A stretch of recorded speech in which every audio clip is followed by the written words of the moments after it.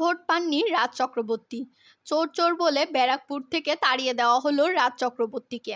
হ্যাঁ ভিউয়ার্স, ইতিমধ্যে সোশ্যাল মিডিয়ায় ভাইরাল হয়ে গেছে একটি ভিডিও, যেখানে দেখা যাচ্ছে রাজ চক্রবর্তীকে লক্ষ্য করে ময়লা ছুঁড়ে মারা হচ্ছে এবং চোর চোর বলে স্লোগান দেওয়া হচ্ছে।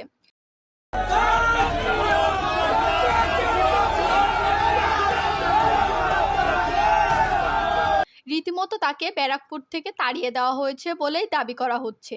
তবে কি সত্যি একটাও ভোট পাননি রাজ চক্রবর্তী? এবার কি তবে হেরে বসেছেন তিনি? কেনই বা তাকে চোর চোর বলে তাড়িয়ে দেওয়া হলো ব্যারাকপুর থেকে? এই ঘটনা ঘিরে ইতিমধ্যে সোশ্যাল মিডিয়ায় শুরু হয়েছে নানা সমালোচনা। ঠিক কি হয়েছিল রাজ চক্রবর্তীর সঙ্গে, চলুন দেখে নিই।